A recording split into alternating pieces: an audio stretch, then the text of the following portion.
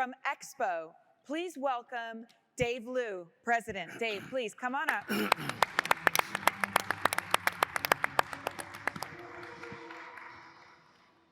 right.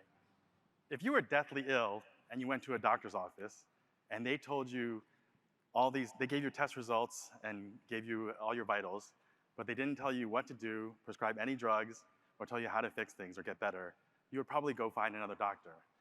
Your restaurants, if they're struggling and not doing well, and they get a bunch of Tableau reports or Excel spreadsheets from your analysts and don't know what to do with it, they would be in trouble. And so we've built an AI that basically is an analyst that tells your restaurants and operators and GMs exactly what they need to do. It's prescriptive.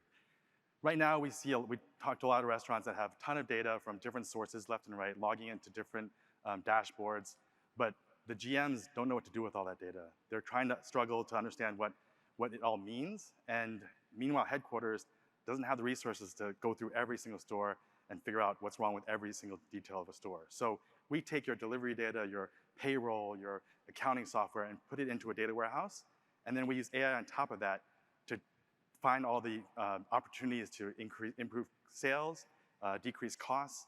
We can identify things like who might be stealing from you in loss prevention. We find out what delivery orders, and we see who might be responsible for. We find the clock-ins, and we know who the employees are that are actually causing some of the problems. You can ask our AI, and most people, if we had the video, you can see this outside, you can, but you can ask questions like, how do I decrease my labor costs? Or how does this store decrease labor costs or increase sales? And they'll say, well, attachment rates for this store are lower than others. If you actually train them to upsell cheese, or upsell sodas, you'd actually make more. So our AI is all about actually speed to action. It takes weeks, months for an analyst to figure out where to find these opportunities. Our AI does it in real time, and it's constantly looking at the data all the time. So they don't ask for any PTO, it doesn't ask for a raise. It's an AI that actually examines all the data and gives you all the solutions to your problems. All right.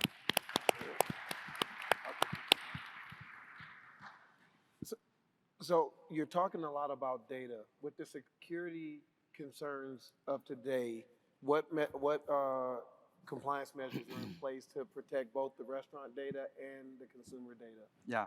So this is all your data. We create the data warehouse based on all your sources, and you own that data. We're just merely creating that. We're pulling together the sources for you, and then we layer the AI on top of it. So none of it's shared. We don't look at the consumer data. This is all still owned by you. So what's a typical engagement look like by the time it starts to the time that you deliver, and what kind of resources do you put on the project? Yep. And how much of my resources, data architects, those type of guys will be needed? So this is hard to believe. If you've been through next door, you might hear 6 months to a year or something like that. We are done in 4 to 6 weeks. So we just need to get logins, APIs, and we can set it up in 4 to 6 weeks, get you all set up. We normalize the data, build that data warehouse for you. And it doesn't really require any of your resources from your team. We just need to get access to the data, and then we start building the AI on top of it.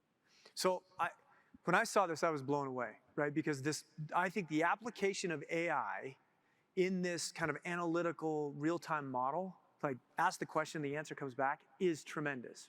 My concern is, well, two thoughts, right? One would be, what do I do with my BI solution? Does it go away? Do I hold on to it? Like, how does that work? Great. And then what if I don't have a data warehouse? Yep. What if my data is kind of scattered? Yep. How do you rope it all together and make it work? Yeah, so the first question is great. I think a lot of people are like, well, we have BI tools already. Well, that's great. That actually is helpful for us because that means you understand data and the power of data. But it also means that you're depending on reports that are very expensive. The seats for Tableau or Power BI are very expensive, and you're not giving seats to your general managers or even your district managers or regional managers above manager level. So for us, it's like we are building this for the operators, for the store managers. It's mobile. We simplify it. We distill the data down to go fix this, go fix that, prioritize it. We quantify how much opportunity cost there is in fixing those problems. And then your second question was? Well, I just worried about what if I don't have a data warehouse? Right. Like what if it's disparate, right? Yes, and so most operators don't have data warehouses. It's something that we've come across multiple times. We work with Wingstops, Burger Kings, Macaroni Grill, all full service QSR, all of it. And some folks, they still extracting Excel spreadsheets, importing data from here and there. We take all of that and we build the data. That's when we onboard, we build the data warehouse for you. One of the things I think about, and this is giving you an opportunity, we're asking a lot of questions. Yeah. What questions have we not asked you that we should be asking? Yeah, I mean, I think there's been a lot of, you guys joked about it when you came to see me. You get $5 for every time I say AI. Right? Yeah, I made a $5 And so, jar every time I heard AI. AI is the running theme, and it's very hot right now. But a lot of companies, they will use the term AI very loosely, and so you've seen it yourself. The AI is supposed to empower your team to do what they're supposed to focus on. So their jobs, you don't want your general managers analyzing data. You want them serving your customers and helping solve all the operational problems as they should be doing. And so your area directors and regional managers, they are trying to hold these folks accountable, but they have, they're going to the stores to check on them all the time. This AI will tell them, this is your checklist of things you need to do, and you are accountable to that. And so they know where they stand amongst their peers, they know where they're ranked, and they have to get that job done.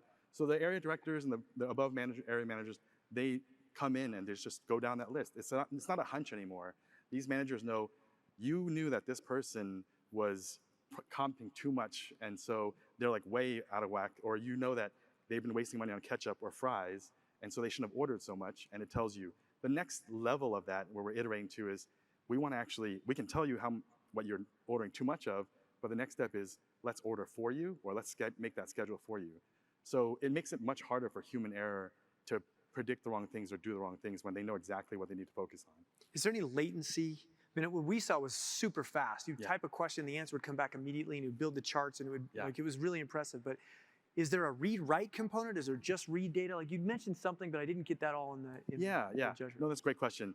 So it's very fast because we get the data. We process the data as fast as we get it. So if you're getting these reports daily or hourly, we can process that as fast as we get it. But I think a lot of folks, it takes. I mean, some of our customers, they watch a spinner when they're loading data go for 5 minutes. Those 5 minutes add up. You're paying people to sit there, watch a spinner go while it's extracting the data. We've made it so that it's normalized and it's really fast. So you get the responses quickly and you're not waiting. You can actually act on the data versus just staring at it. So one of the many hats I wear at Fridays is information security. Do you support role-based permissions and single sign-on? Yes, that's great. We know that we don't want general managers looking at all the data of everyone else, but some folks want to build a culture of competition. So we do let them see how their peers are doing. And so it becomes a kind of natural competition for them to get bonused or awarded for their work. But it also puts out there that your worst performing managers, they see that they're also not doing well, so they have to clean up their act. And with all the data we have, it shows them how they're performing over time. And so they're held accountable to that. All right. Thank you very much. Good job. Very impressive. Well done. Dave Liu. Congratulations, Dave. Congratulations. No, it's been fun being here. This is my first time here, and I get to walk away with a trophy, so I'm really excited. Thank you to the judges for spending time with us, and thank you to all the other companies that were in the alley. We built a community out there while we're waiting with each other, but yeah, it's been great to be here. Thank you very much. Come visit me after and watch the demo for yourself. Thank you.